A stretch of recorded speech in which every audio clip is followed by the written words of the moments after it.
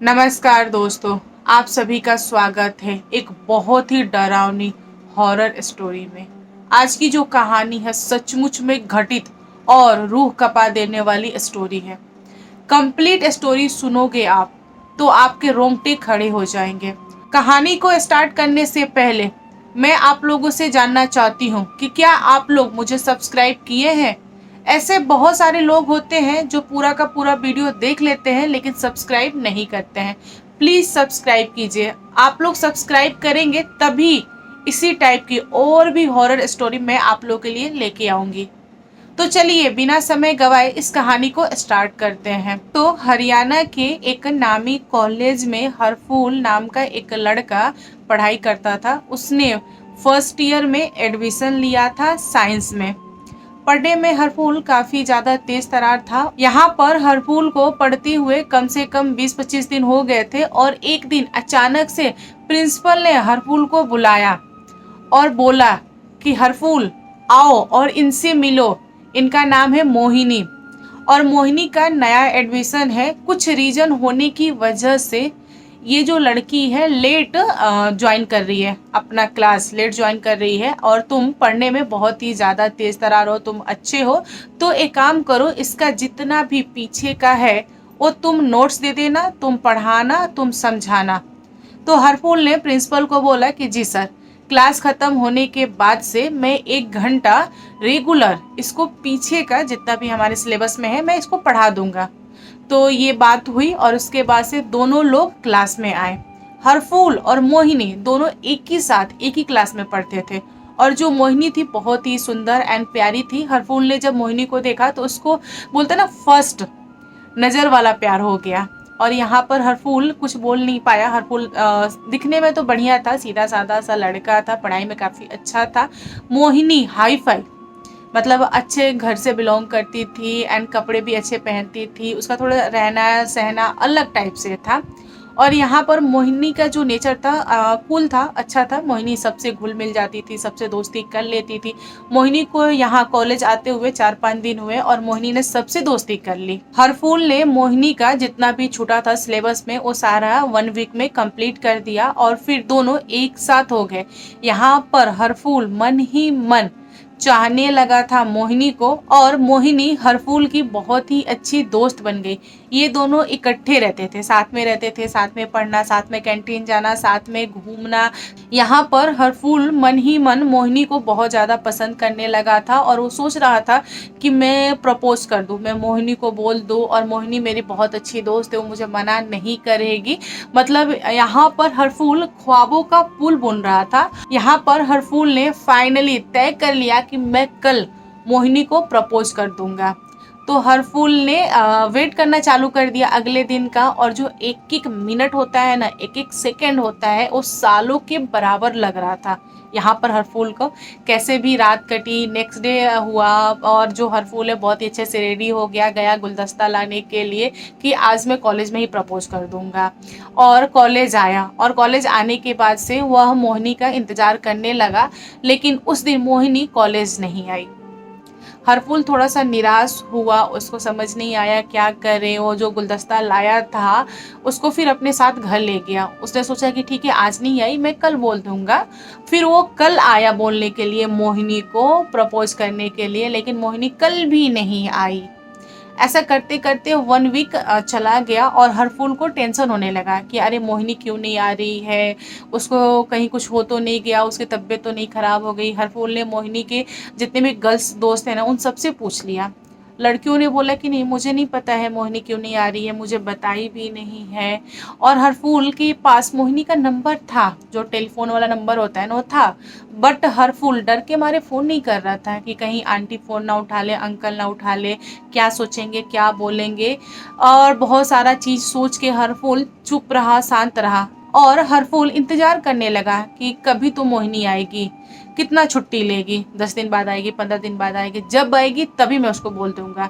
इधर ना हरफूल की जो बेचैनी थी ना वो बढ़ने लगी थी, क्योंकि हरफूल को आदत हो गई थी मोहिनी की और मोहिनी कॉलेज आ नहीं रही थी। इसके वजह से अचानक से 1 वीक के बाद से मोहिनी ने कॉलेज में एंट्री मारी। हरकुल का जो चेहरा था ना देखने लायक था। हरफूल बहुत ही ज़्यादा खुश हुआ और वो दौड़ के गया मोहिनी के पास और जाके पूछा कि तुम कहाँ थी, क्यों नहीं आई? मैं तुम्हारा वेट कर रहा था, तुम्हारा कितना पढ़ाई छूटा, तुम्हें कुछ पता है?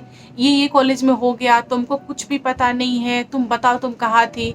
तो मोहिनी ने बोला कि मैं बीमार थी इसलिए मैं कॉलेज नहीं आ पा रही थी। जो भी छूटा है एक काम करना, तुम मुझे पढ़ा देना, कॉलेज खत्म होते से एक एक घंटा डेली तुम मुझे पढ़ा देना। तो हरफूल बहुत चिल्लाया, बहुत डांटा, लेकिन बाद में मान भी गया। मोहिनी बहुत प्यारी थी और प्यार करता था, एक बार प्यार से बोल दिया बस हरफूल मान गया। फिर हरफूल ने रात में प्लान बनाया कि एक काम करता हूँ, कल मैं प्रपोज कर दूंगा, ये जो लड़की है मेरे हाथ से निकल जाए उससे पहले मैं इसको आई लव यू बोल दूंगा। हरफूल नेक्स्ट डे गया और फूल के दुकान पर से एक गुलाब खरीदा और लेके आया और अपने घुटनों पे बैठ के कॉलेज में मोहिनी को प्रपोज किया, आई लव यू बोला। मोहिनी बहुत ज्यादा खुश हो गई और उसने गुलाब ले लिया। यहाँ पर मोहिनी ने भी आई लव यू टू बोला हरफूल को और बोला कि मैं भी तुमसे प्यार करती हूँ और मैं तुमको कहना चाहती थी बट मैं कह नहीं पाई, मैं बहुत टाइम से कोशिश कर रही थी लेकिन डर के मारे बोल नहीं पाई थी कि तुम क्या सोचोगे, तुम क्या बोलोगे। फिर क्या हुआ कि जितने लोगों ने ये सारा सीन देखा सबने तालियां बजाई इन दोनों के लिए। फिर ये दोनों एक साथ निकलते थे छुट्टी पे, लॉन्ग ड्राइव पे जाते थे, मूवी जाते थे एंड घूमते थे, सारी जगहों को एक्सप्लोर करते थे। इन लोगों का पढ़ाई में थोड़ा भी मन नहीं लगता था। हरफूल और मोहिनी के जो चर्चे थे ना पूरे कॉलेज में छा गए थे और यहाँ पर प्रोफेसर ने हरफूल और मोहिनी दोनों को स्पेशली क्लास में टोका और बोला कि तुम दोनों पढ़ाई में बहुत अच्छे थे लेकिन अब देख रहा हूँ कि तुम लोग लापरवाही कर रहे हो। तुम लोग पढ़ो, 2 महीने बाद एग्जाम है और मैं कुछ भी नहीं सुनना चाहता, सारा नोट्स कंप्लीट होना चाहिए, जितनी भी सारी चीज़ें हैं असाइनमेंट वगैरह वो सब कंप्लीट होना चाहिए। तो यहाँ पर हरफूल और मोहिनी दोनों ने डिसाइड किया कि एक काम करते हैं, अब हम लोग थोड़ा सा पढ़ाई पे ध्यान देते हैं, एग्जाम खत्म हो जाएगा फिर हम लोग अपना मौज मस्ती वगैरह स्टार्ट करेंगे। तो हरफूल और मोहिनी दोनों मान गए, दोनों ने डिसाइड किया कि कॉलेज में जितना भी क्लास होगा सब लेंगे और उसके बाद से इवनिंग में हम दोनों पढ़ाई करेंगे बैठ के। हरफूल और मोहिनी की जो एग्ज़ाम की तैयारी थी काफ़ी अच्छे से हो गई थी, दोनों ने साथ में मिलके पढ़ा और एग्ज़ाम एकदम पास में आ गया। 1 वीक के बाद से एग्ज़ाम था, इसलिए जितने भी कॉलेज के क्लासेस थे सारे बंद हो गए और सबको छुट्टी मिल गया कि आप लोग घर जाओ, घर से तैयारी करो फिर एग्ज़ाम दो। यहाँ पर हरफूल और मोहिनी थोड़े से उदास हुए क्योंकि इन दोनों को 1 वीक के लिए अलग होना था, उसके बाद ये लोग एग्ज़ाम पे मिलते और एग्ज़ाम के बाद से फिर न्यू एडमिशन चालू होता ना, फिर ये लोग मिलते, तो इनके पास थोड़ी सी जुदाई वाला जो फील होता है ना वो आने लगा। फिर इन लोगों ने डिसाइड किया कि 1 वीक की बात है, चलो एग्ज़ाम दे लेते हैं फिर तो हम एक साथ हो ही जाएंगे। फिर मोहिनी घर चली गई और जो हरफूल था वो हॉस्टल में रहता था, कॉलेज के हॉस्टल में। तो हरफूल हॉस्टल के तरफ जा रहा था तभी अचानक से मोहिनी की दोस्त हरफूल से टकरा जाती है और हरफूल को बोलती है कि हरफूल क्या तुम अपनी गर्लफ्रेंड को मोहिनी को ये नोट्स दे सकते हो? ये जो नोट्स है मैंने मोहिनी से लिया था और मोहिनी अभी कैंपस में दिख नहीं रही है। तो हरफूल ने बताया कि मोहिनी घर चली गई है, तुमने उसको नोट्स क्यों नहीं दिया? तो जो मोहिनी की दोस्त थी उसने बोला कि मैं घर जाके तो नोट्स नहीं दे पाऊँगी क्योंकि मैं लड़की हूँ और मुझे बहुत दूर जाना है, उसके घर जाऊँगी तो ये अपोजिट डायरेक्शन में है, फिर उधर से लौट के यहाँ आना पड़ेगा, यहाँ से मुझे घर जाना पड़ेगा, मुझे बहुत डांट पड़ेगी घर पे। एक काम करो प्लीज़ तुम दे दो, तुम दे दो, तुम लेट जाओगे हॉस्टल तो भी तुमको कोई प्रॉब्लम नहीं होगा। मतलब बहुत सारे बहाने दे के मोहिनी के दोस्त ने हरफूल को नोट्स थमा दिए और वो भाग गई घर। अब यहाँ पर हरफूल सोचने लगा कि मैं कैसे जाऊँ मोहिनी के घर। हरफूल जानता था कि मोहिनी का घर कहाँ है और मोहिनी के घर में कितने लोग हैं, सब कुछ हरफूल को पता था, बट कभी घर गया नहीं। मैं क्या बोलूँगा, अगर आंटी ने दरवाज़ा खोला, पापा ने उसके दरवाज़ा खोला तो मैं क्या जवाब दूँगा, मैं कौन हूँ, क्या लेके आया हूँ। फिर भी डरते डरते हरफूल ने फैसला किया कि हाँ मैं जाऊंगा मोहिनी के घर पे, क्योंकि नहीं गया तो क्या पढ़ेगी, क्या एग्ज़ाम देगी, क्योंकि वो 1 वीक की छुट्टी है, ऐसा तो है नहीं ना कि नेक्स्ट डे वो कॉलेज आएगी। मुझे जाना पड़ेगा, मजबूरी है। मैं बोल दूंगा कि वो नोट्स छोड़ आई थी और इसी का एग्ज़ाम है इसलिए मैं पहुंचाने आया हूँ, जो होगा सो होगा, हम देख लेंगे, लेकिन जाऊँगा। ये सोच के ना वो डरता हुआ मोहिनी के घर पे पहुंचा और वो अंदर से ना उसको धकधकी चल रही थी कि गेट कौन खोलेगा। तो यहाँ पे हरफूल ने बेल बजाया और गेट मोहिनी की माँ ने खोला। यहाँ पर हरफूल ने मोहिनी के माँ से बोला कि आंटी, मोहिनी नोट्स छोड़ आई थी कॉलेज में, गलती से छूट गया था, मैंने सोचा कि मैं उसको लौटा देता हूँ, उसका एग्ज़ाम है, वो क्या पढ़ेगी, और मैं उसका दोस्त हूँ और उसके साथ ही पढ़ाई करता हूँ। यहाँ पर मोहिनी की माँ कुछ बोली नहीं, एकदम शांत थी और उसने बोला कि बेटा तुम अंदर आ जाओ। ठीक है, तुम अंदर आ जाओ, जो भी है। नोट्स उन्होंने अपने हाथ में ले लिया और अंदर बुलाया। अंदर जैसे ही हॉल में हरफूल एंट्री किया, उसने देखा कि जो सामने वाला दीवार है वहाँ पर मोहिनी की तस्वीर लगी है और उस पे हार चढ़ा हुआ है। तो थोड़ा सा घबराते हुए उसने पूछा कि आंटी, आपने मोहिनी की तस्वीर पे हार क्यों चढ़ाया? हार तो उनके तस्वीर पे चढ़ाते हैं जो लोग दुनिया छोड़ जाते हैं। यह बात सुन के मोहिनी की माँ लगी रोने और मोहिनी की माँ बोली कि बेटा, आज से 6-7 महीने पहले मेरी बेटी का एक्सीडेंट हो गया था और तभी मेरी बेटी दुनिया छोड़ के और हम लोगों को छोड़ के चली गई। तब से हम लोगों ने इस फोटो पे, इस तस्वीर पे हार चढ़ाया है। मोहिनी के जो फादर थे वो भी लगे रोने। मोहिनी के घर में जितने लोग थे सारे लोग भावुक हो गए और यहाँ पर हरफूल को समझ नहीं आया कि ये चल क्या रहा है। कॉलेज में डेली मोहिनी मुझसे मिलती है, बातें चीत होती है। यहाँ पर हरफूल बिना किसी से कुछ बोले चुपचाप मोहिनी का घर छोड़ के चला आया और हॉस्टल भी नहीं गया।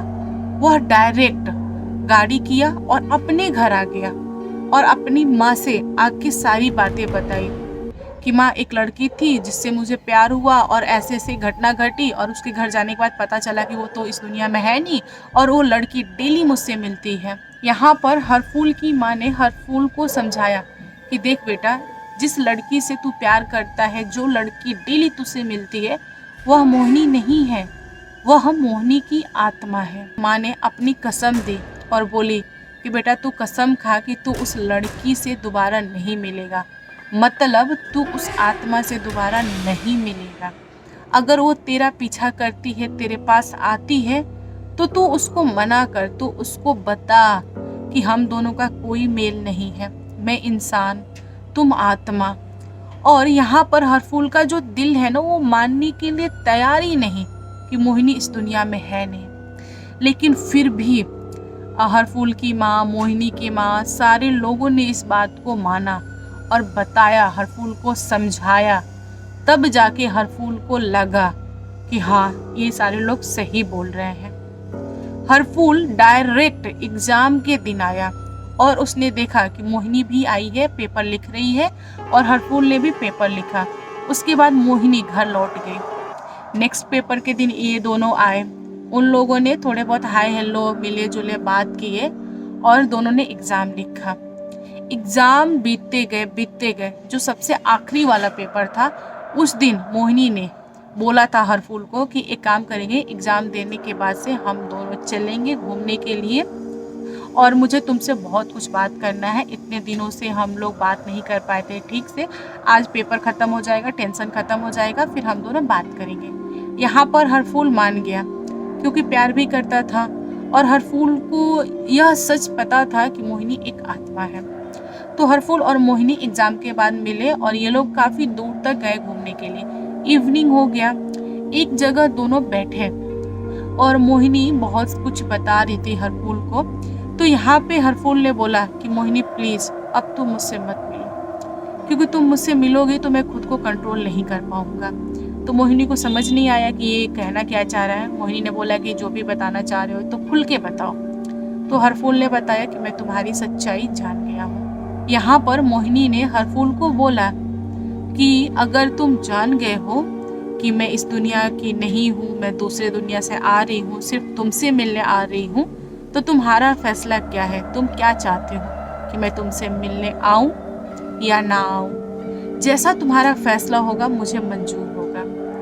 क्योंकि मोहिनी 6-7 महीनों से हरफूल के साथ थी आत्मा के रूप में, बट कभी भी हरफूल को नुकसान नहीं पहुंचाई। यहाँ पर मोहिनी और हरफूल में सच्चा वाला प्यार था। तो हरफूल बोला कि मैं तो चाहता हूँ कि तुम मेरे साथ रहो, लेकिन यहाँ पे मेरी माँ ने कसम दे दिया है, तो मुझे तुम्हारे साथ रह के नहीं होगा, मुझे तुम्हारे बगैर रहना होगा और मैं हमेशा तुमको अपने दिल में रखूँगा, मैं कभी शादी नहीं करूँगा। तो यहाँ पे मोहिनी लगी रोने और उसने बोला कि नहीं हरफूल, ऐसा नहीं होता है, तुम सही कह रहे हो। अगर मैं इस दुनिया में होती, तुम्हारी दुनिया में, तो मैं तुमसे शादी करती, मैं तुमसे चाहती थी शादी करना, मेरी किस्मत होती, बट मेरी किस्मत में ये खुशी नहीं लिखी थी और मैं इस दुनिया की हूँ नहीं, सो मुझे जाना पड़ेगा। यहाँ पर मोहिनी ने बहुत कुछ बोला हरफूल को और आखिरी में रेडी हो गई हरफूल को छोड़ के जाने के लिए। उसने बोला कि आज नहीं तो कल हरफूल, तुम्हें पता चली जाता मेरी सच्चाई, कब तक मैं छुपाती, और हम दोनों का कोई मेल नहीं है, मुझे जाना पड़ेगा, तुम मुझे बाय बोलो और मैं आशा करती हूँ कि तुम्हारी आगे वाली ज़िंदगी अच्छी चलेगी, तुम अपना घर बसाओ, मुझे कोई प्रॉब्लम नहीं है। यहाँ पे हरफूल और मोहिनी दोनों बहुत ज़्यादा रोए और हरफूल ने मोहिनी को बाय बोला और मोहिनी हवा में उड़ गई। फिर हरफूल अपने घर आया और घर आके उसने अपनी माँ को बोला कि माँ, जैसा तुमने कहा था मैंने वैसा किया, मोहिनी मुझे हमेशा के लिए छोड़ के चली गई। और यह कह के हरफूल अपने माँ की गोद में आ गया और लगा रोने। और यहाँ पे हरफूल की माँ ने हरफूल को बहुत समझाया और उसने बोला कि बेटा तुम अपने कैरियर पे फोकस करो, जो हुआ सो हुआ, वो तो हमारे हाथ में नहीं था, हम चेंज नहीं कर सकते, लेकिन तुम आगे बढ़ो। दोस्तों, आप लोगों को कैसी लगी ये कहानी कमेंट करके बताइएगा। वीडियो पसंद आए तो लाइक एंड शेयर कीजिएगा और मेरे चैनल पे न्यू आए हो तो चैनल को सब्सक्राइब करना। और हाँ, इसी टाइप के आपके पास हॉरर स्टोरी हो तो आप लोग मुझे इंस्टाग्राम पे लिख के भेजिए, अगले दिन मैं आप लोग की स्टोरी सुनाऊंगी। Thank you, bye bye.